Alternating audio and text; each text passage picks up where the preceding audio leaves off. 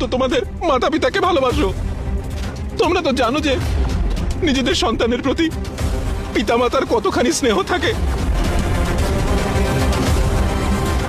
আমার অপরাধের জন্য আমাকে ক্ষমা করে দাও তোমরা।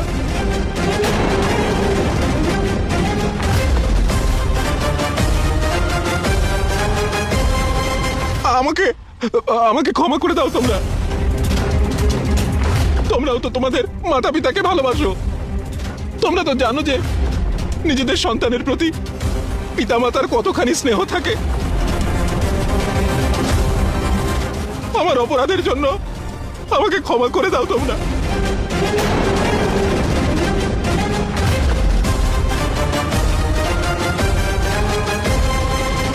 আমার অপরাধের জন্য আমাকে ক্ষমা করে দাও তোমরা।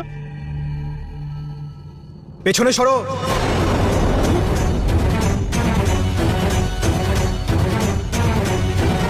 যদি এদের কাছে আসো তাহলে পরিণাম ভালো হবে না। তুমি তো এই দুজনার প্রাণ পর্যন্ত নিতে চাইছিলে, এখন ওদের কাছ থেকে দয়ার ভিক্ষে চাইছো। মিলবে না আর দয়া। তোমার শাস্তি আর ন্যায় আমার তলোয়ারের ধারের ওপর নির্ভর করছে। না সেনাপতি লক্ষণ, না, আপনি এটা করতে পারেন না। আপনি এইভাবে নিজের তরোয়ালের মান নিচে নামাবেন না। ক্ষমা করে দিন নগর শেঠকে, জীবন দান করুন।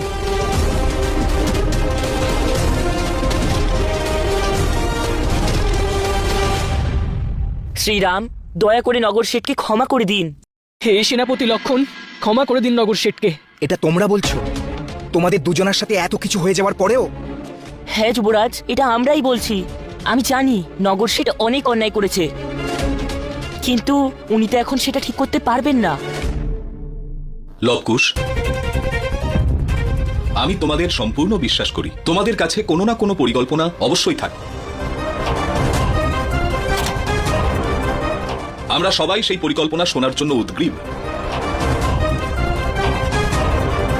মহারাজ, যদি সমগ্র অযোধ্যাবাসীর মানসিকতা বদলাতে হয়, দেবী সীতার সত্য এনাদের মধ্যেই কোনো একজনকে বলতে হবে।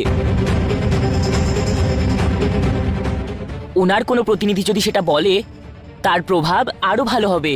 আর যদি সে ওই ব্যক্তি হয় যে মিথ্যে বলেছিল, তার পরিণাম আরো ভালো আর শীঘ্রই আসবে।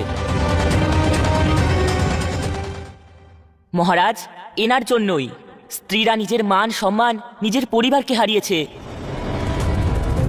ইনি কখনোই চাননি যে দেবী সীতা অযোধ্যায় ফিরে আসুক। আর উনি এই ভাবনাটাকে যেভাবে সকল অযোধ্যাবাসীর মধ্যে ছড়িয়েছিলেন, তার অন্ত এবার উনি নিজেই করবেন মহারাজ।